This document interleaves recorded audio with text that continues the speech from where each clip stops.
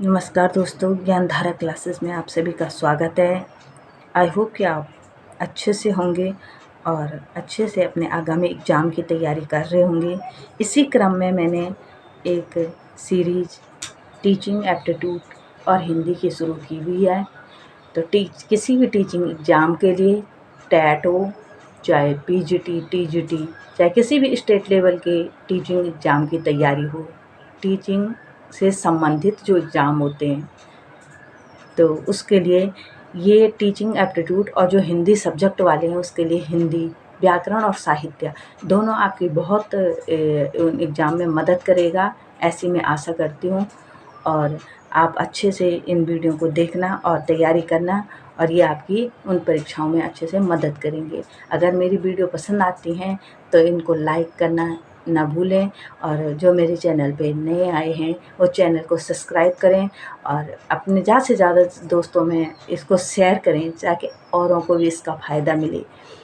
और इसी सिलसिले में मैंने कल सामाजिक परिपक्वता पढ़ाया था और सामाजिक परिपक्वता के बाद मैंने बोला था शिक्षण की विधियाँ मैं शुरू करूँगी, परंतु शिक्षण की विधियों से पहले मुझे लगा कि अधिगम वाला चैप्टर ज़्यादा टैट परीक्षाओं में पूछा जाता है। जो टैट होते हैं, सी टैट हो, चाहे किसी भी स्टेट लेवल का टैट हो या अन्य कोई एग्ज़ाम हो, इससे में पूछा जाता है। तो पहले इसको कराएंगे और उसके बाद शिक्षण पे हम शिक्षण वाले चैप्टर पे आएंगे, शिक्षण या शिक्षण की विधियाँ। तो उसके बाद हिंदी के भी बीच बीच में एक एक लेसन कराते जाएंगे। तो चलो दोस्तों शुरू करते हैं। अधिगम। तो अधिगम शब्द का मतलब जो पहले तो जो टीचिंग एप्टीट्यूड में जो ये बाल मनोविज्ञान और टीचिंग एप्टीट्यूड जो भी आप कह सकते हो, इससे संबंधित जितने भी चैप्टर हैं, जो इनमें जो लेसन दिए होते हैं, जो शब्द दिए होते हैं, पहले उनका आंसर समझना, उनका अर्थ और मतलब समझना बहुत ज़रूरी होता है। क्योंकि अगर शब्दों का मतलब अगर हमारी समझ में नहीं आएगा तो हम चैप्टर को कितना ही पढ़ लें, रिपीट कर लें, पर वो हमारी समझ में नहीं आता है। तो पहले उसका अच्छे से अर्थ मतलब समझना बहुत ज़रूरी होता है। तो अधिगम का मेन अर्थ होता है सीखना। सीखना, कोई भी काम हो सीखना, चाहे पढ़ना सीखना हो, चाहे कोई भी कार्य हो, कोई मतलब नया कार्य सीखता है, कोई संगीत सीखता है, कोई कला सीखता है, कोई कारपेंटर का काम सीखता है, कोई भी काम जो हम सीखते हैं, नया काम जो हम कुछ भी सीखते हैं उसको बोलते हैं अधिगम। मेन जो मुख्य सिंपल अर्थ जिसको बोलते हैं, सिंपल अर्थ में ये होता है सीखना। कोई भी काम हम सीखते हैं तो उसको बोलते हैं अधिगम। तो जर्मन भाषा में इसको लर्नर और अंग्रेजी में इसको लर्निंग बोलते हैं। और लर्निंग शब्द का मेन अर्थ होता है अंग्रेजी भाषा के लर्निंग शब्द का ये हिंदी रूपांतर है, जिसका सही अर्थ होता है आगे की ओर बढ़ना। तो आगे की ओर बढ़ना मतलब निरंतर, एक तो सीखना हो गया, और सीखना मतलब एक चीज़ सीखी और वहीं रुक गई। सीख करके रुक जाना अधिगम नहीं है, उसको निरंतर आगे बढ़ाते रहना। निरंतर आगे बढ़ना मतलब निरंतर उसको सीखते रहना, कुछ ना कुछ नया सीखते रहना, ये अधिगम है। तो मैं इसका अर्थ मैंने आपको बता दिया है। तो अधिगम एक ऐसी प्रक्रिया है, अधिगम एक ऐसी प्रक्रिया है जो इन अधिगम की प्रक्रिया के अंतर्गत दो प्रमुख तत्व आते हैं। एक तो होता है अनुभव तथा दूसरा होता है परिपक्वता। अनुभव मतलब जो हमने सीखा उससे हमें अनुभव मिले, और जो सीखा उसमें हम परिपक्व हो जाएं, मतलब अच्छे से समझ में हमारे आ जाए और ऐसा सीखें कि जो हमें आगे भी उससे कोई काम हो, कोई औरों को सिखा सकें। मतलब ऐसा सीखें कि जो हमारी समझ में आ गए और औरों को भी हम सिखा सकें, और हमारे कार्य में और हमारे सीखने से हमारा कोई ना कोई कार्य उससे हो जाए, उसको बोलते हैं सीखना। स्वाभाविक व्यवहार में इसके मुख्य बिंदु है स्वाभाविक व्यवहार में होने वाले प्रगतिशील परिवर्तन या परिमार्जन को अधिगम कहते हैं। प्रगतिशील का मतलब होता है कि जो हमने सीखा उसमें निरंतर प्रगति हो, निरंतर उन्नति हो। उन्नति का मतलब हमने कोई कार्य सीखा, जो हमने पढ़ना लिखना सीखा, तो निरंतर हम उसमें क्या करें, आगे बढ़ें, और वो हमारे किसी काम भी आए, किसी व्यवसाय के किसी और काम भी वो आए, तो वो होता है प्रगति। उसमें प्रगति हो रही है, धीरे धीरे उन्नति हो रही है, वो होता है अधिगम। अधिगम व्यक्तिगत व शिक्षण सामूहिक कक्षा में होता है। अधिगम व्यक्तिगत होता है और इसका अधिगम जो होता है वो पर्सनल लेवल पे होता है। जो सिखाया जाता है वो पर्सनल, जो एक बंदा सीखता है, और जो शिक्षण और अधिगम में अंतर होता है। अब आप सोचोगे कि कक्षा में जो टीचर जो बच्चों को सिखाते हैं तो वही क्या है, अधिगम है। वो अधिगम नहीं, उसको बोलेंगे शिक्षण। अब शिक्षण और अधिगम में क्या अंतर होता है? जो शिक्षण कार्य होता है वो सामूहिक होता है। सामूहिक, जब हम क्लास में पढ़ा रहे हैं तो सारे बच्चे बैठे हुए हैं, उसको बोलेंगे शिक्षण। और जब हम पर्सनल एक व्यक्ति को सिखा रहे हैं तो उसको बोलेंगे अधिगम। सीख तो वो भी रहे हैं और क्लास वाले भी सीख रहे हैं, लेकिन वो पर्सनल जो सिखाना होता है वो अधिगम हो गया, और शिक्षण सामूहिक जैसे क्लास में हो गया या सामूहिक रूप से जो होता है उसको बोलते हैं शिक्षण। अधिगम या सीखना किसी स्थिति के प्रति सक्रिय प्रतिक्रिया है। अधिगम या उसको सीखना भी मैंने बोल दिया, सीखना भी बोल सकते हैं। वो किसी भी स्थिति के प्रति सक्रिय, मतलब सक्रिय रहना, एक्टिव रहना, एक्टिव रिस्पॉन्स होता है। एक्टिव रहना, किसी कार्य के प्रति एक्टिव रहना, सक्रिय प्रतिक्रिया देना, वो होता है अधिगम। मतलब जो हम सीख रहे हैं और हमने कुछ चीज़ ऐसी होती है सीख लिया, सीखा और उसके बाद वो कभी उसको रिवाइज नहीं किया, कभी हमारे न काम आया, उसको अधिगम नहीं बोलते हैं। वो सीखा हुआ नहीं है, उसके प्रति हम सक्रिय रहें और निरंतर उसमें प्रगति करते रहें, निरंतर उसको आगे बढ़ाते रहें, वही क्या है, अधिगम है। हर आदमी हर समय कुछ न कुछ सीखता रहता है। अधिगम निरंतर चलने वाली प्रक्रिया है। बाल्यावस्था, शैशवावस्था से लेकर मतलब मृत्यु पर्यंत तक इंसान हर दिन कुछ न कुछ सीखता ही रहता है। तो इसलिए अधिगम क्या है, निरंतर। क्वेश्चन पूछा जाता, क्वेश्चन इसी में से आएगा कि अधिगम निरंतर चलने वाली प्रक्रिया है, नहीं है, इस प्रकार से जैसे क्वेश्चन आते हैं। और अधिगम से तो अधिकांश क्वेश्चन, चाहे टेट परीक्षा में हो, चाहे किसी भी टीचिंग जो परीक्षाएं होती हैं उनमें पूछा ही जाता है। तो अधिगम निरंतर चलने वाली प्रक्रिया है, जो शैशवावस्था से लेकर और मृत्यु पर्यंत तक इंसान हर दिन कुछ न कुछ सीखता है, हर उम्र में कुछ न कुछ सीखता ही रहता है, उसको बोलते हैं अधिगम। सामान्य अर्थ इसका होगा, सीखने की प्रक्रिया ही अधिगम है। सीखने की जो प्रक्रिया है, हम रोज कुछ ना कुछ सीख रहे हैं, नया कुछ सीख रहे हैं। और देखो निरंतर परिवर्तन तो समाज में भी हो रहे हैं, कभी कुछ कभी कुछ, तो उससे हम जो सीखते हैं, सीख रहे हैं, तो वो क्या है, अधिगम है। मेन कहने का मतलब है जो निरंतर जो सीखने की प्रक्रिया है वो क्या है, अधिगम है। अब कई विद्वानों ने इस पे अपने मत दिए हुए हैं, कई विद्वानों ने इस पे परिभाषाएं दी हुई हैं। तो ये परिभाषाएं पूछी जाती हैं, कई बारी केवल एक परिभाषा दी होगी और नाम दिए होंगे, 3-4 विद्वानों के नाम दिए होंगे और पूछा होगा कि ये परिभाषा किसकी है। तो इसलिए परिभाषाओं को याद करना भी जरूरी होता है और अक्सर पूछा जाता है, ये चीज़ें पूछी जाती हैं। कुछ विद्वानों के नाम दिए होंगे और परिभाषा दी होगी कि ये किसकी है। तो क्रो एवं क्रो मैंने छांट करके कुछ जो मुख्य जो परीक्षाएं आज तक की जो परीक्षाओं में पूछे गए हैं उन्हीं की लिखी है, क्योंकि परिभाषाएं तो कई विद्वान देते हैं, तो मैंने मुख्य छांट करके 4-5 जो मुख्य तो कई परीक्षाओं में जिनकी परिभाषाएं पूछी गई हैं उनके नाम ही यहाँ पे, उनकी परिभाषाएं आपको तैयार पढ़ाने के लिए तैयार की हुई है। तो क्रो एवं क्रो के अनुसार आदतों ज्ञान, क्रो एवं क्रो के अनुसार आदतों ज्ञान और अभिवृत्तियों का अर्जन ही अधिगम है। आदतों का, जो हम आदतें सीखते हैं, ज्ञान जो हम नॉलेज सीखते हैं, ज्ञान सीखते हैं, और जो अभिवृत्तियाँ जो भी हम नया कुछ सीखते हैं तो उसका अर्जन करना, मतलब उसको सीख लेना, उसको आत्मसात करना, उसको धारण कर लेना। सीखने का मतलब ये नहीं कि अभी सीखा थोड़ी देर में उसको भूल गई, उसको आत्मसात करना, इस तरह उसको आत्मसात करना कि हम आगे अगर किसी और को हम उसको सिखा भी सकें, वो हमें याद रहे और वो हम औरों के काम भी आ सके, उसको बोलते हैं अधिगम, उसको कहते हैं अधिगम। दूसरी परिभाषा दी है स्किनर के अनुसार। स्किनर ने क्या कहा है, देखो, सीखना व्यवहार में उत्तरोत्तर अनुकूलन की प्रक्रिया ही अधिगम है। उत्तरोत्तर माने निरंतर उस सीखना व्यवहार में जो उत्तरोत्तर मतलब आज थोड़ा कम हुआ, कल थोड़ा ज़्यादा, फिर ज़्यादा, फिर ज़्यादा, फिर निरंतर हमारे व्यवहार में परिवर्तन हो ही रहा है। हम सीख ही रहे हैं और उसके अनुकूल अपने व्यवहार को बना रहे हैं। जो सीख रहे हैं उसके अनुसार अपने व्यवहार को बना रहे हैं। उस प्रक्रिया को हम क्या कहेंगे? अधिगम कहेंगे। ये परिभाषा दी है स्किनर ने। तो आप पेन और कॉपी भी साथ में ले लें, निरंतर नोट भी करते रहें, या तो स्क्रीनशॉट भी आप इसकी ले सकते हो।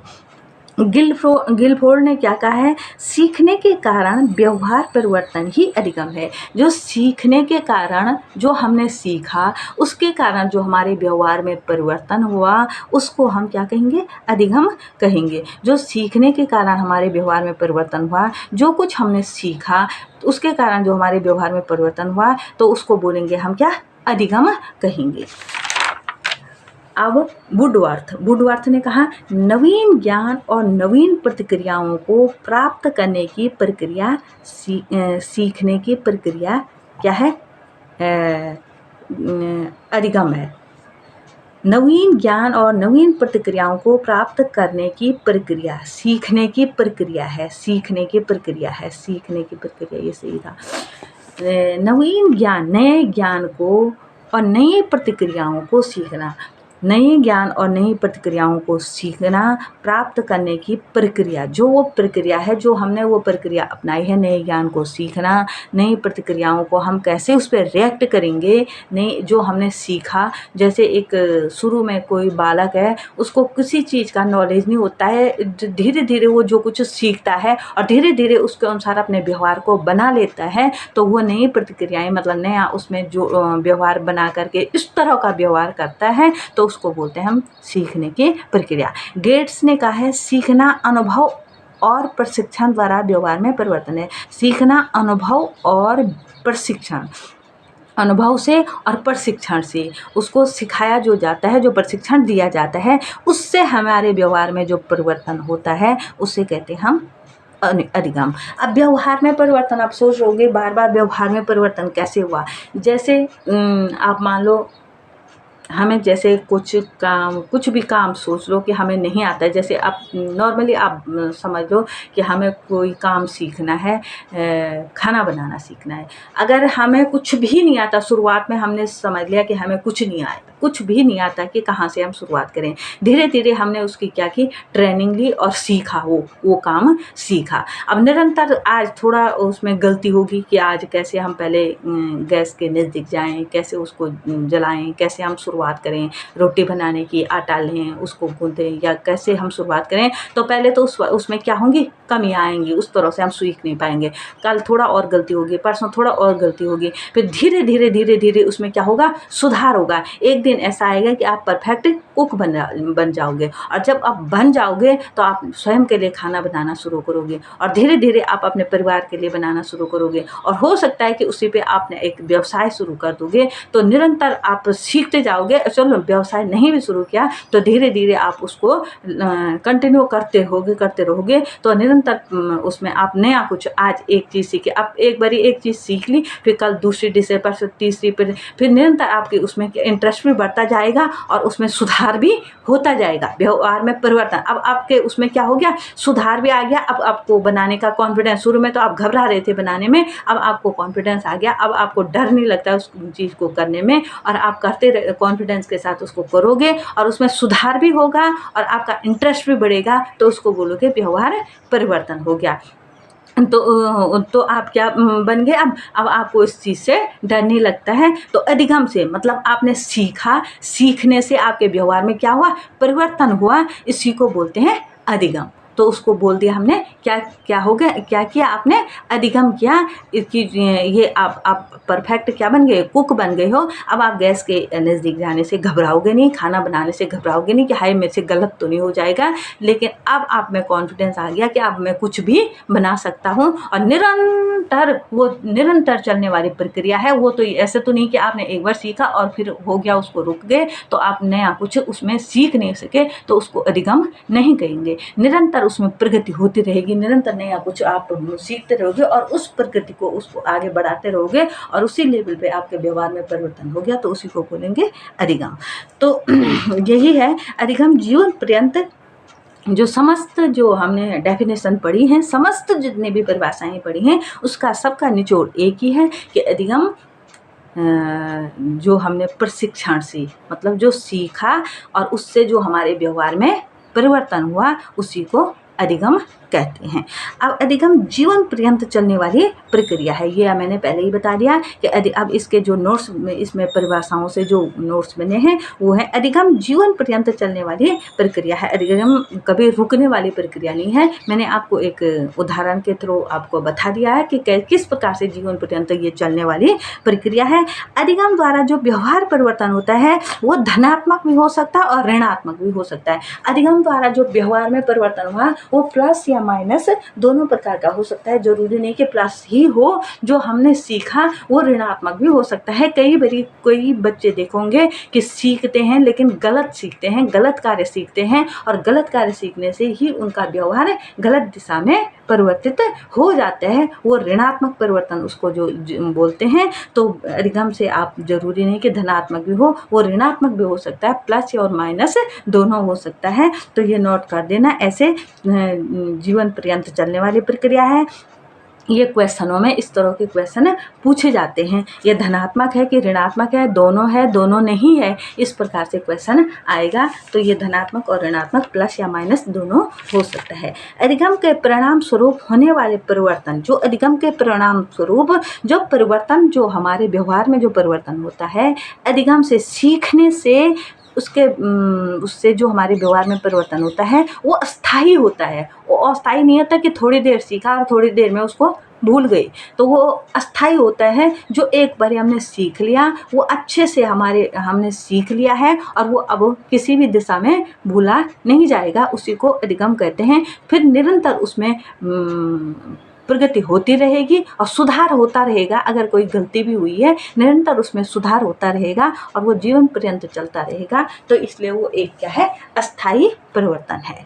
अधिगम को मानसिक प्रक्रिया भी कहते हैं। क्यों कहते हैं मानसिक प्रक्रिया? क्योंकि जो भी कार्य हम सीखते हैं वो शारीरिक से ज़्यादा मानसिक होता है, दिमाग से सीखते हैं। जो भी कार्य हम सीखते हैं उसमें दिमाग का ज़्यादा प्रयोग होता है। सारी सूचनाओं को हम दिमाग में एकत्रित कर देते हैं और उन्हीं के आधार पर हम आगे का कार्य करते हैं, इसलिए उसको कहते हैं मानसिक प्रक्रिया। शारीरिक प्रक्रिया से ज़्यादा क्या होता है, अधिगम जो भी कुछ हम सीखते हैं वो मानसिक प्रक्रिया होता है। चाहे पढ़ना लिखना हो, चाहे अन्य कोई भी कार्य हो, वो दिमागी तौर पे सीखा जाता है, इसको मानसिक प्रक्रिया भी कहते हैं। वास्तव में अधिगम सीखने की ही प्रक्रिया है। मैंने बता दिया कि संपूर्ण परिभाषाओं का जो निकला वो है वास्तव में अधिगम क्या है, सीखने की प्रक्रिया है। तो इनको मैंने जो इसके मुख्य पॉइंट हैं उनको इस तरह से हाईलाइट किया हुआ है, तो आप इनको नोट कर देना। अधिगम को प्रभावित करने वाले कारक। अब अधिगम तो समझ में आ गया कि क्या है अधिगम, क्या है, सीखने की प्रक्रिया है और सीखने से जो व्यवहार में परिवर्तन होता है वही अधिगम है। अब इसको प्रभावित करने वाले, अब जो अधिगम है जो हम सीखना चाहते हैं इसको क्या क्या चीज़ें प्रभावित करती हैं, कौन कौन से कारक इसमें होते हैं। पहला होता है स्वास्थ्य और उम्र। पहला क्या होता है, स्वास्थ्य और उम्र। स्वास्थ्य और उम्र किस प्रकार से इसको प्रभावित करती है? अच्छा स्वास्थ्य होगा, जिसका अच्छा स्वास्थ्य होगा, यदि स्वस्थ व्यक्ति सीखेगा तो स्वस्थ व्यक्ति जल्दी सीखता है। स्वास्थ्य अच्छा होता है तो इंसान तेज़ी से सीखता है। अगर अस्वस्थ व्यक्ति होगा तो उसका किसी सीखने में पहले तो मन ही नहीं होगा, इंटरेस्ट ही नहीं होगा, मन ही नहीं होता, सोया सोया सा रहेगा, तो उसका मन ही नहीं होगा तो सीखेगा कैसे? तो जो स्वस्थ व्यक्ति होगा वो जल्दी सीखेगा, उसका मन भी लगेगा, उसका इंटरेस्ट भी बढ़ेगा, ध्यान भी रहेगा, इसलिए वो जल्दी, इसलिए स्वस्थ होना बहुत ज़रूरी है सीखने के लिए, अधिगम के लिए। दूसरा होगा उम्र। उम्र का क्या प्रभाव पड़ता है कि जो शैशवावस्था में बच्चा थोड़ा कम सीखेगा, बाल्यावस्था में और ज़्यादा सीखेगा। अब स्कूल में भी देखा होगा, जो छोटी कक्षाएं होंगी वहाँ सिलेबस कम होगा, जैसे जैसे क्लास बढ़ती जाएगी वैसे वैसे सिलेबस बढ़ता जाता है, क्योंकि उम्र के हिसाब से धीरे धीरे हम क्या कर देते हैं, सिलेबस को बढ़ा लेते हैं। तो उम्र शैशवावस्था से लेकर बाल्यावस्था तक और बाल्यावस्था से लेकर किशोरावस्था तक सीखने की गति क्रमशः क्या हो जाती है, तेज हो जाती है। शैशवावस्था में कम, बाल्यावस्था में थोड़ा कम, फिर बाल्यावस्था से किशोरावस्था तक आते आते क्या हो जाती है, वो गति तेज हो जाती है सीखने की, और फिर बहुत जल्दी जल्दी हम सीखने लगते हैं। तो इसलिए स्वास्थ्य और उम्र सबसे पहले। फिर दूसरा होता है सीखने की विधि। किसी विधि से अगर हम एक सरल तरीके से किसी को सिखाते हैं, जैसे पढ़ाने में भी अब कई शिक्षकों को अपने विषय का तो अच्छा ज्ञान होता है, बहुत अच्छा नॉलेज होता है, लेकिन उनकी सिखाने की जो प्रक्रिया है, जो विधि है, वो बच्चों की समझ में नहीं आती है। उन्हें ज्ञान तो है उसका, लेकिन जो सिखाने की विधि है वो ठीक नहीं है, इसलिए बच्चों की समझ में नहीं आता है। और कई टीचर ये होते हैं कि उनका सिखाया हुआ बच्चों की समझ में बहुत जल्दी आ जाता है, वो उदाहरणों के द्वारा, मॉडलों से, किसी भी विधि से बच्चे को सिखा लेते हैं और बच्चे जल्दी से सीख जाते हैं। तो ऐसा होता है कि जिस विधि, जो सबसे आसान विधि हो, जो सबकी समझ में अच्छे से आए, पहले बच्चों का पहले हमें समझ लेना है ये बच्चा किस स्तर का है, किस ढंग से ये सीख सकता है, और उसी विधि के द्वारा उस बच्चे को सिखाना।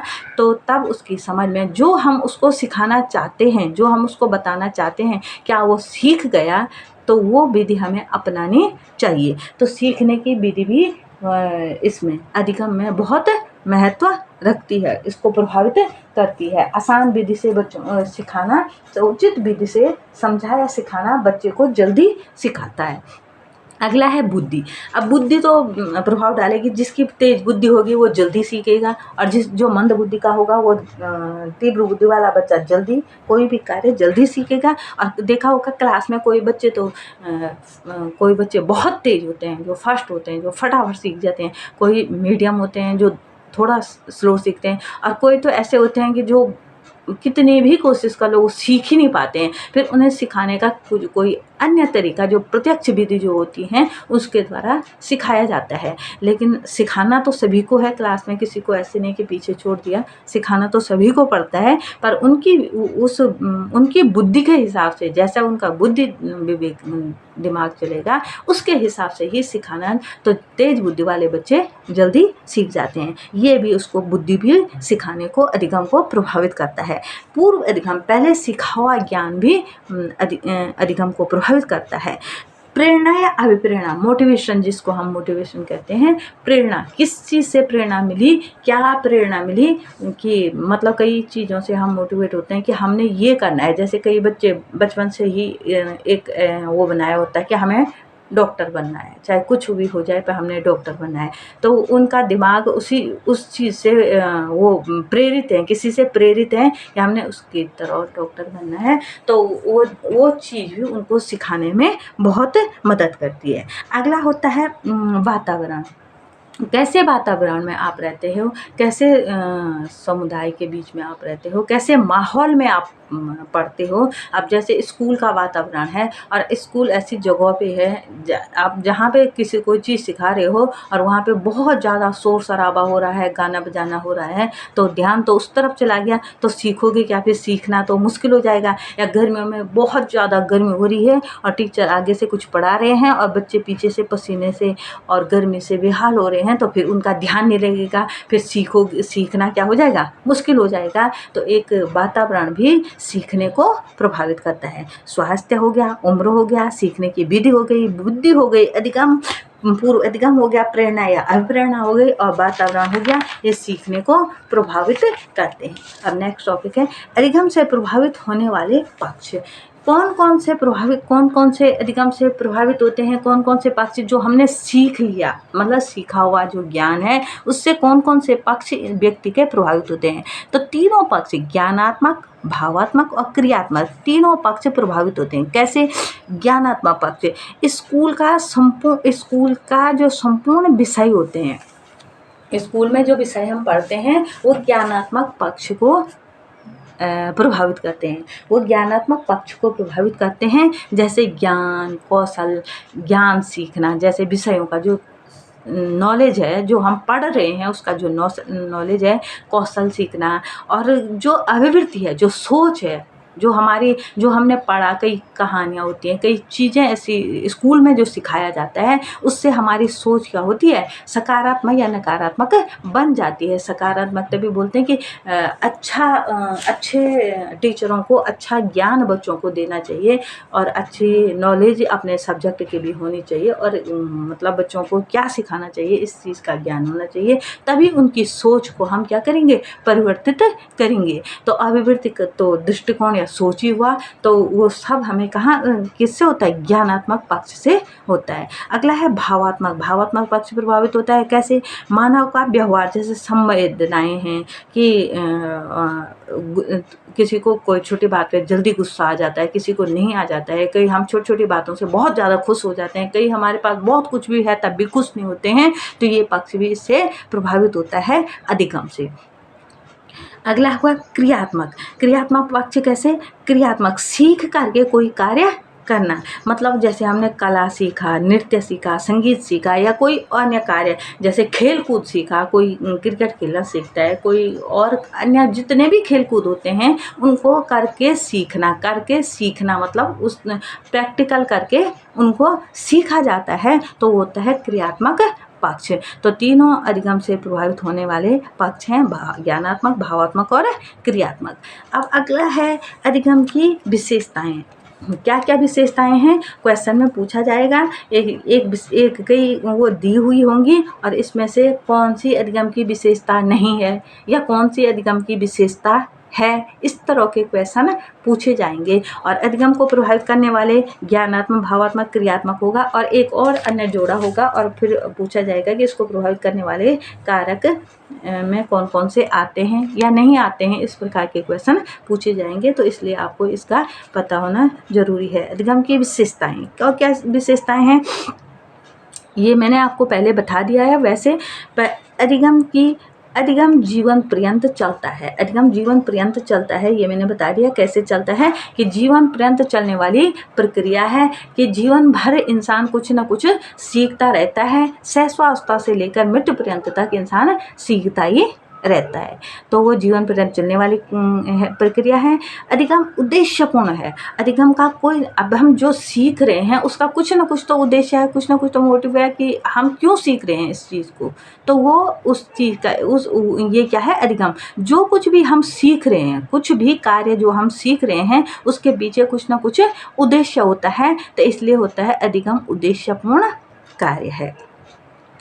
अधिगम व्यवहार में परिवर्तन है। अब व्यवहार परिवर्तन मैंने आपको पहले अच्छे से बता दिया है कि किस प्रकार से अधिगम व्यवहार परिवर्तन है, जो सीखा हमने उससे हमारा व्यवहार कैसे परिवर्तित हुआ, किस तरह से परिवर्तित हुआ, ये मैंने आपको बता दिया है। अधिगम विकास है, और जब हम सीखेंगे, जब से भी अच्छे से सीखेंगे तभी तब क्या होगा, उसमें इम्प्रूवमेंट होगा, मतलब जो हमने सीखा उसमें धीरे धीरे क्या होगी, सुधार होगा, और हमें तब वो क्या हो जाएगा, हम उस कार्य को अच्छे से कर पाएंगे और आगे अन्य किसी को भी सिखा पाएंगे, तो वही क्या है, अधिगम विकास है। अधिगम सार्वभौमिक है, सबको सीखना, और हर जगह हम कुछ ना कुछ सीख सकते हैं। अधिगम विवेकपूर्ण है, अधिगम विवेकपूर्ण ढंग से ही सीखा जाता है, और अधिगम खोज है, मतलब एक नई खोज है, हम नया कार्य जो कुछ भी सीखते हैं तो वो क्या हो गई, खोज ही हुई, तो वो क्या है, एक सक्रिय प्रक्रिया है। मैंने बोला था एक्टिव रिस्पॉन्स है, ये एक सक्रिय, जो सक्रिय रहेगा, कुछ नया सीखने के लिए तत्पर रहेगा, सक्रिय रहेगा, वही क्या हो सकता है, सीख सकता है। अधिगम वातावरण की उपज है, कौन से वातावरण में हम सीख सकते हैं, किस वातावरण में सीख सकते हैं, तो इसलिए बोला है अधिगम वातावरण की उपज है। तो ये अधिगम की क्या है, विशेषताएं हैं। इतनी विशेषताएं दी होंगी, या 3-4 इसमें से जो भी दी होंगी, और एक ऐसा वाक्य दिया होगा कि अधिगम की विशेषता इसमें से कौन सी नहीं है। तो आप जब आपको ये पता होगा तभी आप उसको सही क्वेश्चन, सही आंसर तक पहुंच पाओगे। तो अधिगम व्यक्तिगत या सामाजिक, अधिगम व्यक्तिगत भी हो सकता है और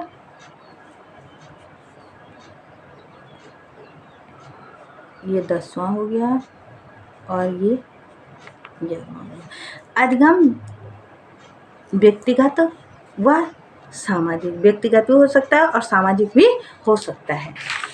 अगला है, अब आज का चैप्टर यहीं समाप्त होता है और कल मैं आपको पढ़ाऊंगी नेक्स्ट वीडियो में अधिगम के सोपान। 6 सोपान होते हैं और अधिगम मुख्य होता है अधिगम के सिद्धांत, जैसे तत्परता का सिद्धांत है, थॉर्नडाइक का अभ्यास का नियम है, और इस प्रकार के जो अधिगम के जो नियम या सिद्धांत हैं तो उनको मैं अच्छे से आपको समझाऊंगी, पढ़ाऊंगी।